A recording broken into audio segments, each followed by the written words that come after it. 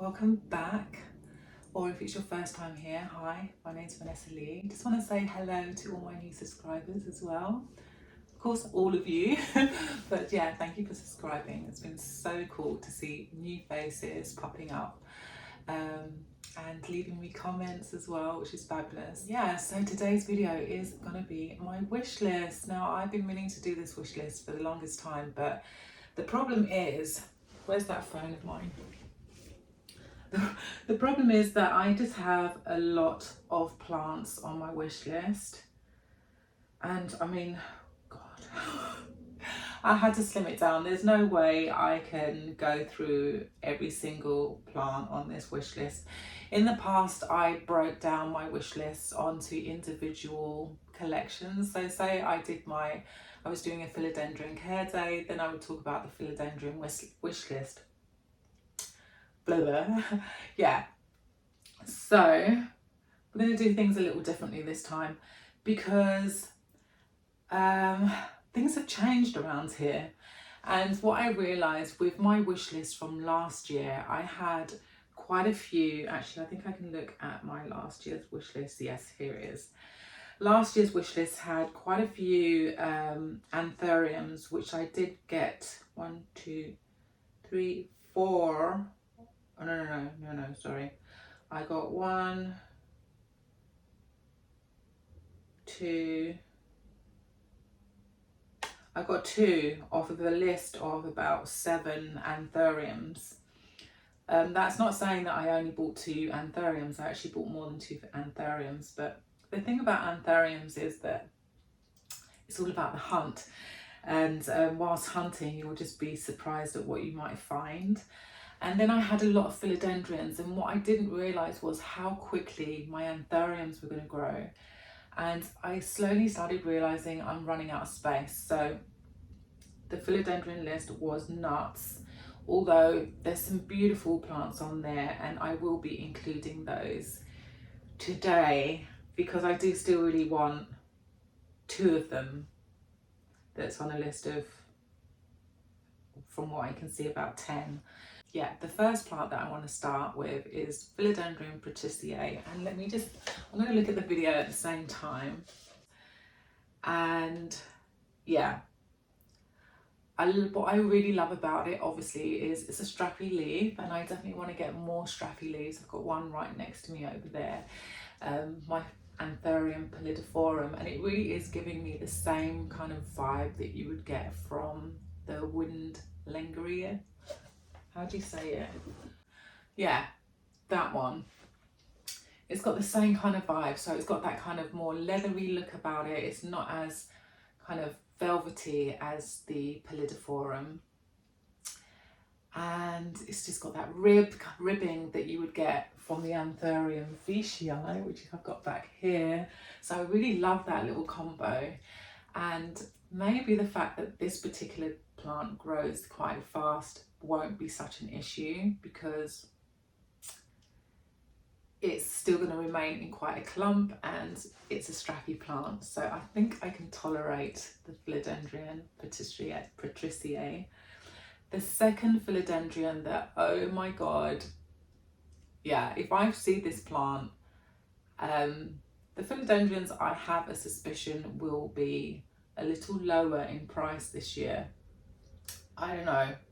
I'm just kind of like, that just comes off the top of my head.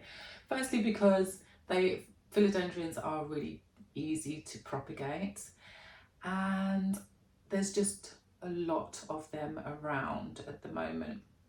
There's certain plants like the anthuriums, they're still quite kind of up and coming, and Hoyas I find quite difficult to find, well, besides like the basic ones.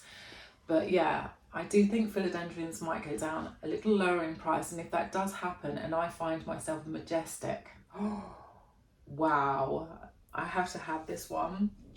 So this was on my last year's list, like I said earlier, but check out the leaves on this plant. I love this kind of camouflage prints that it has. It's got those big pillowy heart leaf shape as well, which is another winner. I do love a heart shaped leaf.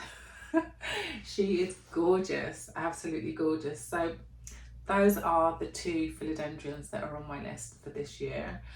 I'm not gonna go through all of the anthuriums that I have on my list, but there are I think there's three in particular that I'm on waiting lists for. So I'm on the waiting list at almost every plant shop that I could find online for the Anthurium windlengrier, which I just told you about. It's strappy. I have a better understanding now of how to take care of anthuriums, and I love that the leaf is actually slightly more slender than the Philodendron patriciae. It still has that ribby kind of ness about it, but I believe that the texture is going to be very different. I feel that it's going to be like slightly more firmer and more, hopefully, pest friendly. Yeah, so that one most definitely I'm on the hunt for big time. The second, where are you? The second is Anthurium peltigerum. I hope I'm saying that right. But as soon as I saw this plant, and I saw it on Grow Tropicals, and I've seen it on a couple of other planty shops online, it's got the forgetti vibes, that teardrop shape, but then the leaf itself is like kind of leathery, I don't know, actually kind of more waxy. It's got like a waxiness about it, and I really love that. I love that there's going to be a little bit more of a contrast, especially like I said, I have a lot of heart-shaped kind of leaves because I love them so much, but I do want to kind of like mix it up a bit, and I am a sucker for forgetti. I almost bought another forgetti recently, but I don't need to now because I've got two propagating and they're doing very well. So I'm going to have to do an update at some stage with those guys because they're doing so good. Slightly off topic. And next is another Anthurium. I just said I was going to talk about three of them. This is going to be the last one I'm going to mention. Is the Anthurium Red Vein Dark Phoenix. And oh my gosh, this plant, oh, she's just so gorgeous. I mean, check this out. Not only do you have like this super dark red leaf, which is something that I've been going on about, that I definitely want in the collection. I think it's just gonna, like, the contrast is gonna be amazing. Look at that sinus. It's so bright red, and then that kind of bleeds out into the veination of the plant, which is just so super surreal. And oh wow, it's actually got something quite sinister about it, which I like. We like a little bit of the, you know, mystery. It's very mysterious, isn't it? Oh, I really want one. Look how pillowy it is, and it does look very velvety, like super velvety. Those emerging leaves, when the leaves first come out, must look crazy red. Oh, we've got a helicopter, that's fun. Yeah, I want one of these. I don't know how I'm going to get hold of one of these. They're not exactly cheap. They're around like 200. I think you can find them between 200 and 400. But if I'm very lucky, maybe I'll find a seedling and I can just raise that one up. But yeah, most definitely I'm going to be keeping an eye out. Oh my God. Yeah, it kind of reminds me of the papillaminum. I think I'm saying that correctly. And that probably is a parent of the plant. I don't actually know too much about anthuriums when it comes to, like, when they start mixing the two different breeds. Breeds? Is that the right word? When they mix two different types of plants together so that they have like more than one parent. It reminds me a bit of the dark Panama. I think it's called dark Panama. Very similar, like that, and the papalaminum. That would be actually my guess if this plant does have two parents. I would imagine that that's the parenting. Oh, I would be so over the moon to have this in my collection. I would really be happy to stumble upon one of those. And although I've only just mentioned 3 plants, I think I said earlier, if I do see something and it's at a good price, and yeah, it'll probably be a seedling type plant, I will snap it up, most definitely. But those are the 3 that I think, I mean, if I see them, they're mine, for sure. Okay, so yeah, those are kind of like, you know, your standard kind of no-brainer. Hoyas. Now Hoyas, I have a lot of Hoyas. I think I have something like 33 different types of Hoya at the moment. And to be honest, this is something that I'm planning on slimming down, and I want to be more strategic with the type of Hoyas that I get. So I'm, you know, I do like my strappy Hoyas. So I've got my linearis, which I absolutely love. And then I've got a lot of very small leafed Hoyas that they're very cute. I do love them, but I'm planning on removing them so that I can then get kind of slightly more larger leafed Hoyas, because that's something that I'm definitely missing from my collection. And I think there's areas in my home, I'll do some B-roll, that I feel that they would sit quite nicely in those spaces. Let me show you the Hoya first. So the Hoya is the Sarawak. It was on last year's list. I didn't come across it. I did find a Sarawak cream. I wasn't quite as impressed with that particular plant. I just want your basic I think it's a latifolia Sarawak. Yeah, just the one that does those massive hard leaves that look like they could bounce. That's the one that I want. And that one, I actually have a spot on a shelf that I really want it to sit on.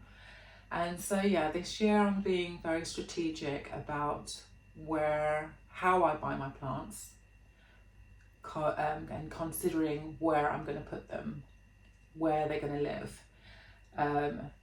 And I think thinking about that sort of thing during the winter is quite a good move, because obviously in the winter, all your plants are, well, in my home, all the plants are kind of crowded in the best space. In the summer I can spread them out, which is great, but I think when it gets to winter, you just want to make sure that you can take care of them still.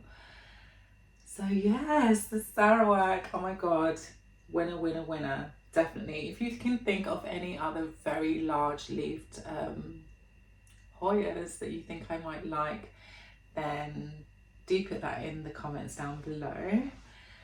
Okay, now I'm going to be moving on to some kind of surprising plants. This is a genus that I have not done well, or is it a species? I always get those two confused. Yeah, I've not done very well with this particular plant in the past, and we are talking about begonias. Now, let me turn this video off. Yeah, begonias. When I very first started collecting, I actually was obsessed with begonias, and I bought quite a few begonias quite quickly. And just as quickly as I bought them, they kicked the bucket, and I had to learn the hard way that I'm just not very good with them. But as a beginner plant, I would say that begonia would be quite the test, especially if you plan on buying a lot more other plants. Look, if you've only got 1 or 2 plants, then maybe you can cope with a begonia. But yeah, I didn't do well, and it was very sad. I remember actually getting very, very upset when I lost my begonias. But yeah, so I'm going to try. I actually had this begonia before. It's called Begonia Monsaniana. Have I said that right? monsoniana, yeah. Begonia monsoniana. I've had this plant before. I'll show you the one that I had. I absolutely love this plant. And actually it kind of reminds me a bit of this little Kalia, like the texture of those leaves, and that's what I absolutely loved about that begonia. Let's just put you there. And I really like that kind of style of begonia. I do have a begonia. I have a maculata, you know, the angel wing one, the polka dot, and I do love that one, but I don't know if it's really worth the amount of attention that I give it. So I might swap that one out for, I think it's just called the pink dot, and it just has slightly smaller dots, but the same angel leaf or wing. The next is another begonia, because begonias I know that they are kind of hot topic at the moment. Excuse that sound, that was my fridge. So the other begonia that I really love the look of is the begonia black blood, and I hope that I can find a photograph of this. I did find it kind of difficult. Is that a thrip? Got stuff flying around. Yeah, I found it kind of difficult finding photos on Instagram for this particular plant, but I hope that I can find something. It's just super dark. It's got that dark red. The name kind of speaks for itself really, black blood. It's a stunner. It's a beautiful plant. And I just think it would kind of add a little splash of colour to the collection that I have. And I think I have said in previous videos that I am kind of concentrating on, like I've recently bought plants that just have a slightly different hue to them, just to add a little interest to the collection. So yeah, I'd love to get one of those. I don't know where I would find this plant. One last begonia, which is white ice. And who was it who was talking about this plant? I think it was Wild Fern, because she has quite a collection of begonias. I'm sure it was her. It's beautiful. It's really stunning. Hopefully I'll have a video of this one. If not, you'll probably just have to pop over. I'll pop over to Wild Fern and check out hers. Beautiful, stunning. Okay, but I think that for me, 3 begonias, I think that's going to be a good start for me. I think any more than that, I will just end up upsetting myself. Yeah, they're thirsty little things. And yeah, I think I'll start there with those. But now I'm kind of moving into plants that actually I'm more focused on getting. And they're probably like a bit of we can call them wild cards. I've recently had this fascination for bonsais. I don't know why. And it's so annoying because the store that I used to work at, we often had bonsais in, and every time they'd come in, they would sell so quickly. And I was so kind of like, oh, we'll just get some more in and I'll get myself one then. Like if someone else wanted to buy it, I was like, yeah, like it's more important that they have it, which is so silly. I really wish I'd kept one. Didn't get we never had the bonsai that I'm going to talk about today, which is the bonsai. It's a bonsai and it's called Weeping Tea Tree, and it just has these kind of, it's like a willow, and I love willow trees. If I'm out and about and I see a willow tree, it's almost like I get pushed back into the 1920s or something, like I time travel. It just really sends me out. I really love that tree, and to have a little miniature one in the house would be So adorable. I would love that. So yeah, I'm going to be keeping my eye out for one of those, but I'm not going to just buy any old bonsai. It has to be the right style. So hopefully I'll find one, we'll see. Staying on those kind of plants that have the element of being almost a tree, a miniature tree. There's two other plants on my list that have that kind of tree-like vibe, and the first is a Stephania erectica. Now, I have had this plant on my list when I looked, because I save all the photos on, sometimes I'll find photos on Instagram, sometimes I find them all over the place, but I had it saved from 2020. It's been on there for the longest time, and then I suddenly recently saw it. I can't remember who it was. Someone on Instagram has the most gorgeous one. I mean, have a look at this plant. It's just so cute and Walt Disney, whimsical, all the things that I love about a plant. That kind of like, I love plants where they kind of trigger your imagination, and like you're almost, it's kind of childlike almost, like a childish nostalgia. There's just something about it. But yeah, I absolutely love this plant, and I do believe that this is from the family of Cudex. I'm not sure, I haven't done a lot of research on this plant.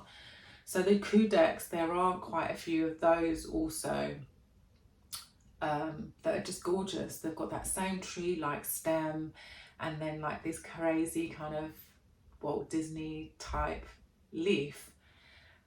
Very cute, and I think having those in between some of my other plants will just look so gorgeous. So I'm keeping my eye out. If anybody sees these plants, if you live in the UK and you see one, please let me know. I think I've got to the end of my list. There's one other plant that was on last year's list, which is the Houpensia numifolia. I love this plant. I know exactly where I can go to get it now. So you might see me getting one of these very soon. In fact, I want to do, look, it's cold, it's winter, it's nasty, and things can get really quite boring. Just staying home all the time. So I do plan on doing a day out, and we're going to go shopping. We're going to go to a new store that I haven't been to before. So I really hope that I can find a day where it's not raining, and that we can do that together, and that I have a chance to buy this plant. Fingers crossed, fingers crossed. Anyway, thank you so much for hanging out. I didn't even drink my tea, which I really do need to be drinking this tea. So yeah, I've actually been getting over this cold. I think I had, you know what, for the past week, had a fever. It started off with, I think it started off with a sore throat. Then I had a headache for about 2 days. And then I thought I was getting better. And then I just suddenly started getting a fever. Had a fever like for about 4 days. It was very irritating, because all I wanted to do was, I had all these things, you know, that I wanted to film, and I was unable to do that because I just didn't have the energy. And I'm slowly getting better now. Yeah. So I hope that you enjoyed the video. Let me know what you think of my wish list. Do you own any of these plants, or do you plan on getting any of these plants? Are they on your wish list? That would be interesting to know. And yeah, I hope that you enjoyed the video. Give me a thumbs up as per usual, because that really does help me out greatly with the algorithm. And leave me a comment, say hi. If you've hit the subscribe button, definitely do. Please try and say hello to me. I'd love to know who you are. Even if it's just a heart, I'll give you a heart back, you know, like we can keep things simple. But yeah, and also just a big thank you to all my new subscribers. Oh my goodness, I'm so happy that the numbers are slowly increasing. Yeah, and I think that's pretty much everything. Stay happy, stay healthy, and I'll see you very soon. All right, bye.